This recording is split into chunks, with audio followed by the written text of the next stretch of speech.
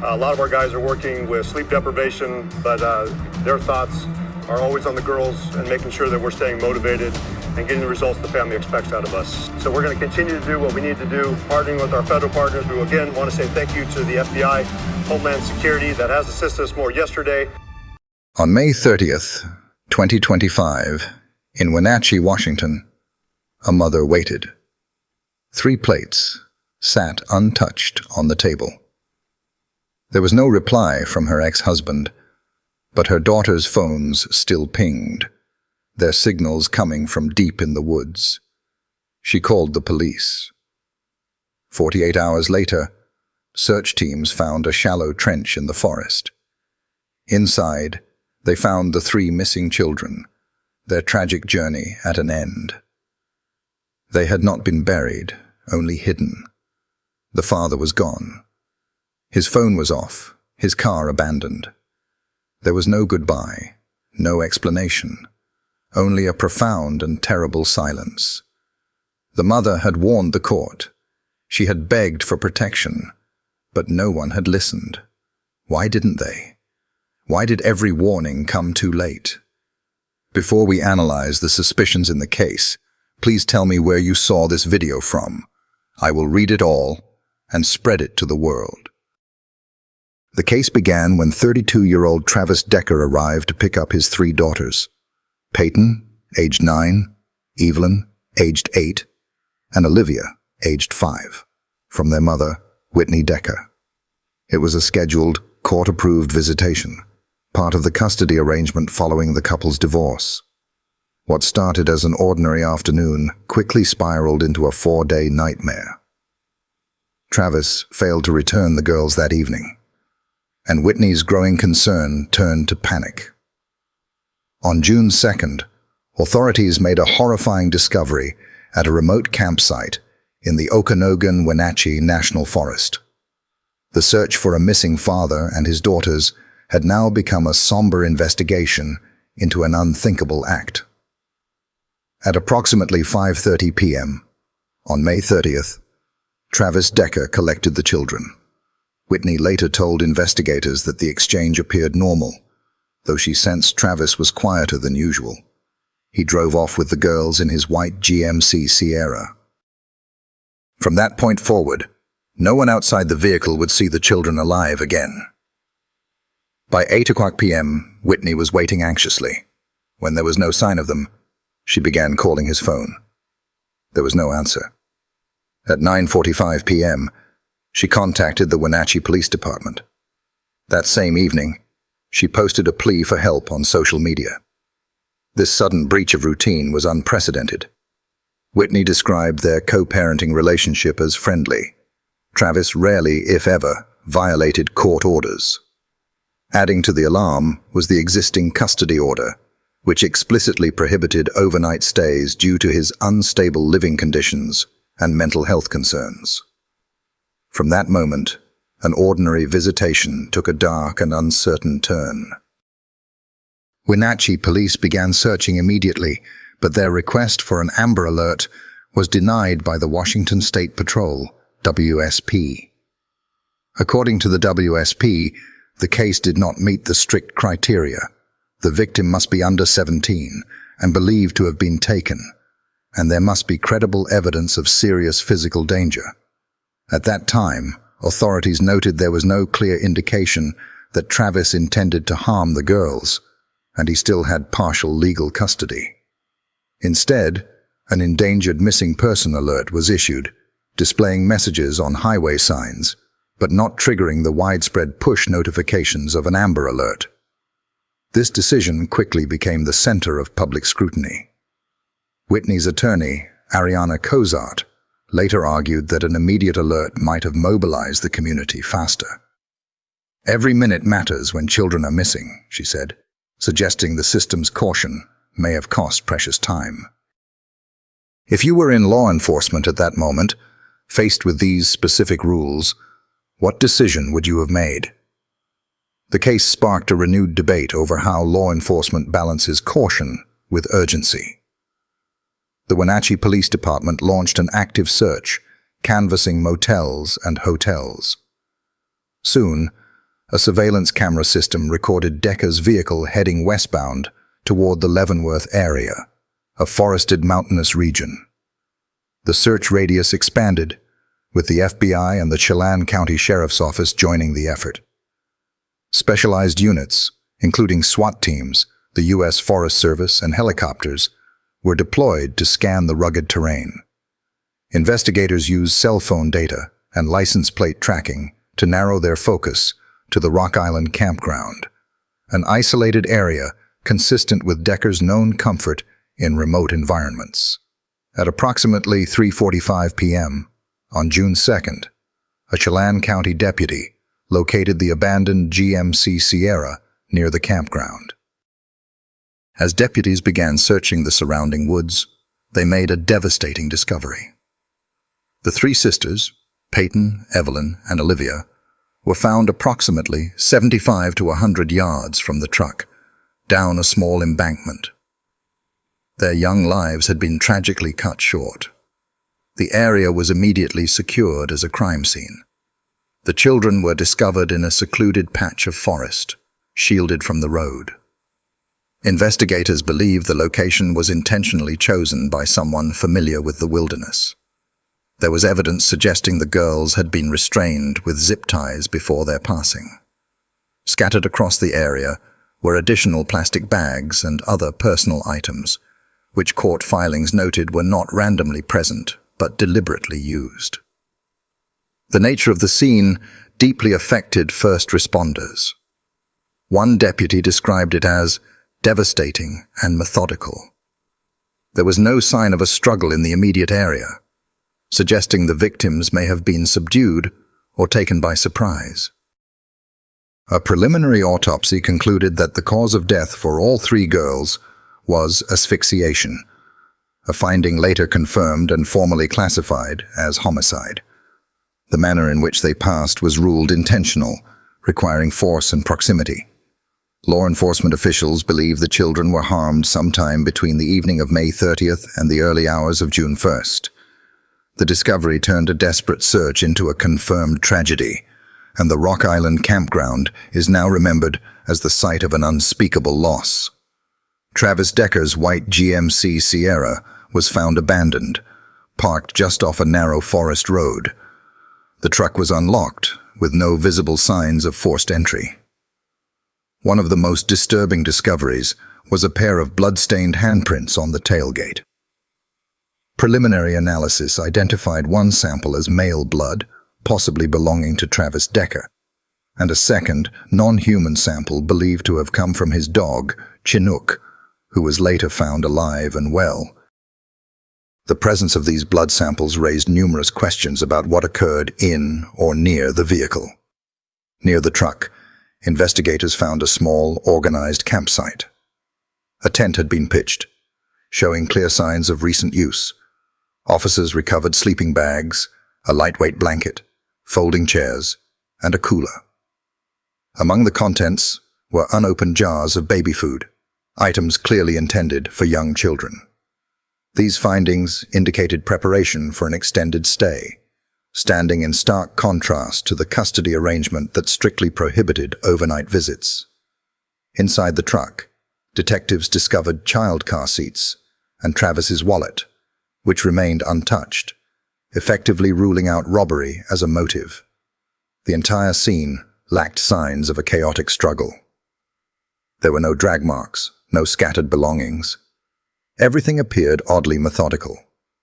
This orderliness led investigators to believe the events may have been pre-planned and executed in a controlled manner.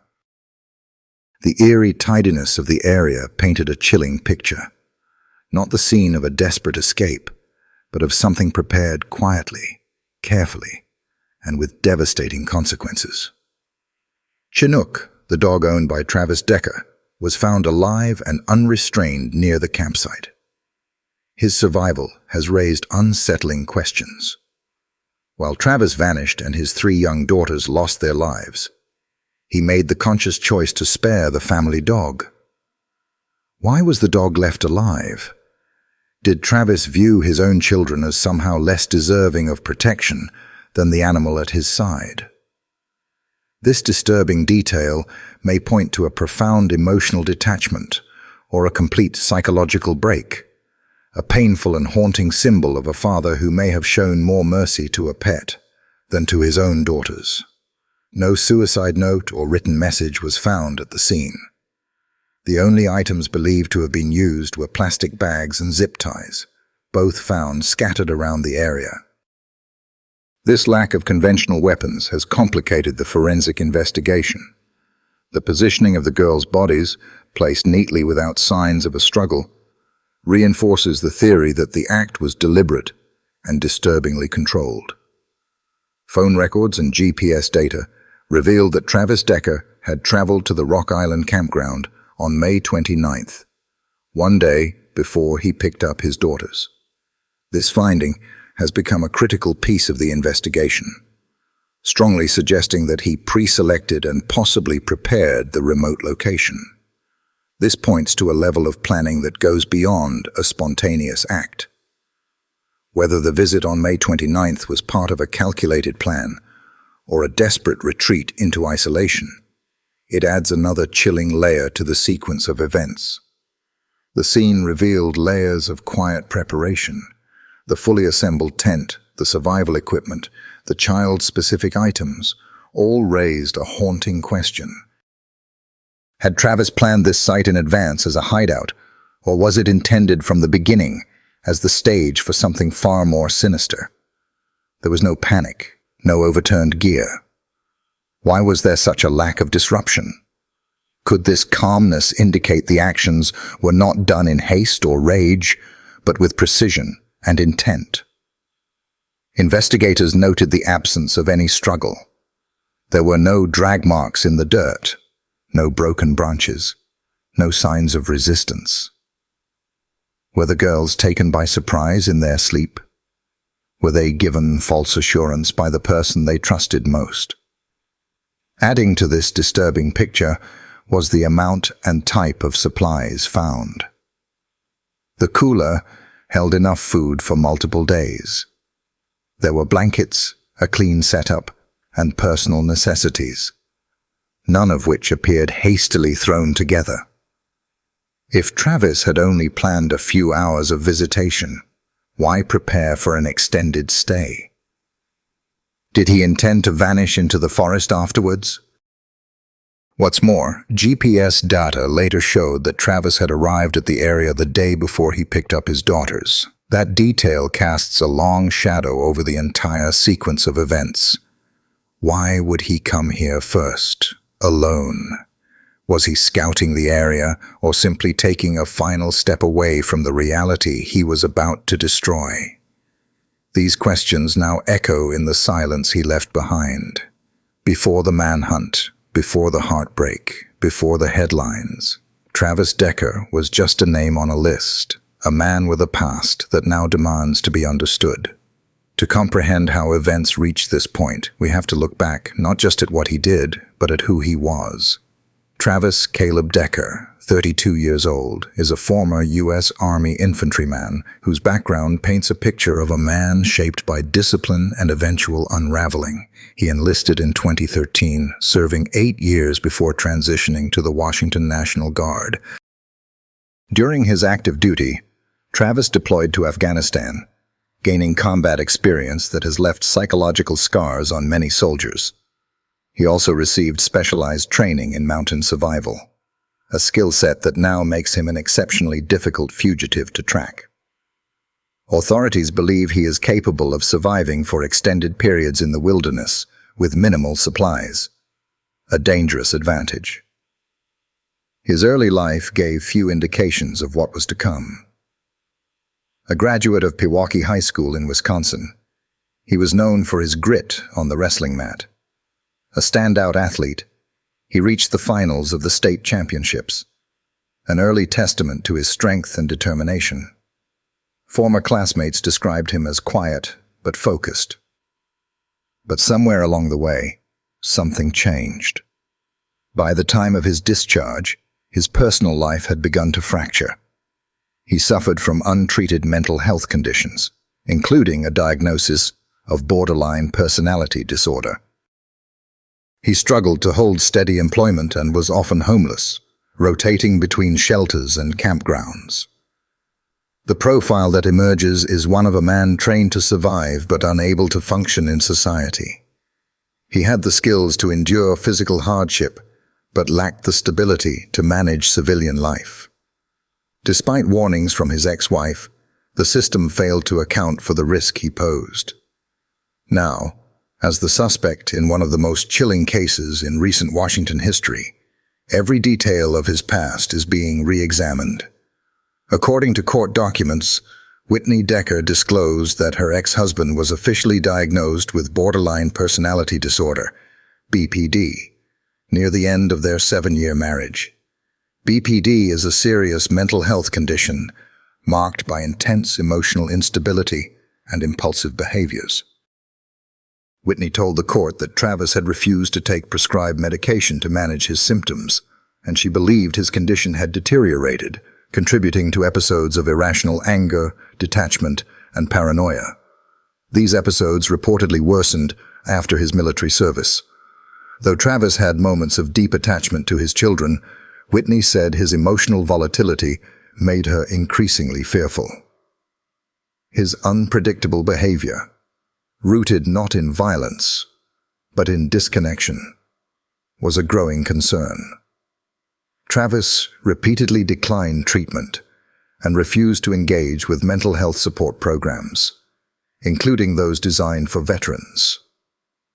His ex-wife's attorney, Ariana Cozart, revealed that Travis had reached out to a national veterans crisis hotline at one point, but ultimately received no meaningful assistance. Without therapeutic guidance, Travis was left to navigate his psychological distress alone, forming a dangerous pattern of decline. At the time of the incident, Travis Decker was unemployed and believed to be homeless, reportedly living out of his white GMC Sierra. His financial hardship played a direct role in restricting his parental rights. A judge modified the custody agreement to prohibit overnight visits, citing concerns about safety and emotional well-being. Travis and Whitney finalized their divorce in 2023. As his mental health deteriorated, Whitney filed a petition to modify the custody terms, arguing that overnight visits were no longer safe. The judge granted the modification, reducing Travis's visitation to a few daytime hours.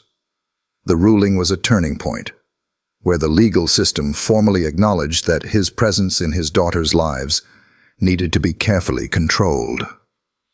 Digital evidence retrieved from his phone revealed that he had visited the Rock Island campground on May 29th, one day before he picked up his daughters. In addition, his Google search records raised further alarm. Days before the incident, he looked up terms like how to migrate to Canada and jobs in Canada. These searches have fueled speculation that he was considering fleeing the country. Given the proximity of Washington to the Canadian border and his military background, investigators believe he may have formulated an escape plan. Although Whitney described her co-parenting relationship with Travis as cordial, several details point to earlier signs of instability. A neighbor told the Daily Mail that Travis appeared distant and sad when he arrived to pick up the girls, repeating the same question in a brief conversation, as if unaware he had already asked it. Further troubling behavior is documented in family court records. In one incident, Travis allowed the children to sleep overnight at a National Guard facility where he was staying, surrounded by multiple adult men. During that visit, one of the girls was reportedly injured while playing with gym equipment. This event played a key role in the court's decision to restrict his custody. While there was no formal allegation of abuse, these incidents suggest a pattern of poor judgment, warning signs that in hindsight may have foreshadowed a much darker outcome. The evidence doesn't suggest chaos, it reveals control. Travis Decker didn't just vanish. He executed a carefully staged disappearance. No phone pings, no bank activity, no mistakes. The survival gear wasn't scattered. It was positioned. The silence wasn't panic. It was strategy. This wasn't a man on the run.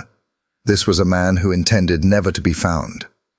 Based on the evidence, the most plausible scenario is that he acted with deliberate premeditation and a calculated escape plan. GPS records confirm he traveled to the Rock Island campground one day before picking up his daughters, a detail that strongly implies forethought. When investigators arrived at the scene, they discovered a tent, sleeping bags, and jars of baby food, provisions for an extended stay, not a short afternoon. The most chilling detail, however, is what happened after May 30th. Travis vanished. No phone calls, no card usage, no sightings. It's as if he slipped through the cracks of modern surveillance. As a former Army infantryman with survival training, the deep woods of Washington wouldn't be a barrier. They would be cover. His internet searches for moving to Canada suggest a possible blueprint for a life on the run. The Rock Island campsite sits within striking distance of the Pacific Crest Trail, a wilderness route that could be used to cross into British Columbia undetected. Blood evidence found on the tailgate of his truck complicates the scene. Whether self-inflicted or the result of a struggle, it could have served as a psychological misdirection. Some investigators now suspect the campsite itself was staged, designed to suggest he intended to stay put when, in fact, he was already long gone. If he is still alive, he may be hiding somewhere in the vast wilderness corridors, using military tactics to stay ahead of the search. Or he may already be out of the United States. The emerging narrative is not one of chaos, but of chilling deliberation. He didn't just disappear. He orchestrated an exit. An alternate theory, less explored but not implausible, suggests he may have also become a victim. Nearly 2 weeks after the children were found, there is still no confirmed trace of him. The possibility that he took his own life, or was harmed by a third party, remains open. A key piece of evidence is the blood sample from his truck. If it turns out not to be his, it raises serious questions. The complete lack of life signs since June 2nd is also unusual, even for a fugitive with survival training. One of the few physical leads, a set of footprints believed to be his, ended abruptly. The trail simply stopped. Law enforcement has not ruled out that the terrain obscured further signs, but the sudden disappearance of the trail has fueled speculation. Travis's mental health is another critical factor. Diagnosed with BPD and showing signs of cognitive decline, he was reportedly in a fragile psychological state. A neighbor described him as appearing confused and distant during their last known interaction. On May 30th, his behavior was consistent with someone under immense emotional strain. Given these factors, it is reasonable to explore the possibility that Travis took his own life in the aftermath of these events. In cases where a parent harms their children, suicide is not an uncommon outcome. However, no weapon has been found, and no note indicating such intent has been discovered. Still, the vastness of the forested area means a body could remain hidden for weeks, even months. Another angle, though speculative, is the potential involvement of a third party. Could Travis have been attacked after his children passed? Could the scene have been misinterpreted? While there is currently no evidence pointing to another suspect, law enforcement has not entirely ruled out the possibility. This theory, Travis as a secondary victim, has not received much media attention, likely because the fugitive narrative is more compelling. But with no confirmed sightings and limited physical evidence, this hypothesis cannot be entirely dismissed. In a case already filled with unanswered questions, one possibility remains largely unexplored: the presence of someone else. Rock Island Campground sits deep within the Okanogan-Wenatchee National Forest. in proximity to the Pacific Crest Trail, a wilderness corridor stretching from Mexico to Canada. It's remote, rugged, and accessible primarily to those with survival experience. The crime scene itself displayed unusual cleanliness. Investigators noted a lack of struggle, no overturned items, no signs of panic. Even more striking was the absence of audible distress from nearby campers. This eerie silence has led some to speculate that the act may have been executed with a level of control beyond what one mentally unstable individual could achieve alone. As a veteran, Travis moved in circles that included others with tactical knowledge. It is not unreasonable to consider that he may have known someone capable of planning or executing such a crime. One theory suggests Travis brought the children to the campsite unaware of the danger, and a third party took control. His subsequent disappearance could then be a cover-up, or even a second crime, with Travis becoming another victim. An alternative theory holds that he may have had a partner, but something went wrong. The male blood found on the tailgate of his truck, still unconfirmed to be his, could belong to someone else. Skeptics may argue this lacks hard evidence, and they're right. But in a wilderness crime scene with minimal digital footprints, the absence of evidence does not equate to the absence of involvement. Until Travis Decker is found, all theories remain on the table. Travis, Caleb Decker, 32 years old, is currently the subject of an intensive, multi-agency manhunt following the loss of his 3 daughters. Peyton, aged 9, Evelyn, aged 8, and Olivia, aged 5. Their discovery on June 2nd at a remote campsite led to official charges against him for 3 counts of first-degree murder, 3 counts of first-degree kidnapping, and a federal charge of unlawful flight to avoid prosecution. His fugitive status is classified as high risk, and authorities have labeled him dangerous, urging the public not to approach. A reward has been offered for information leading to his arrest. Decker is described as 5'8", weighing approximately 190 pounds, with black hair and brown eyes. As a U.S. Army veteran with extensive training in wilderness survival, law enforcement believes he may be using those skills to evade capture.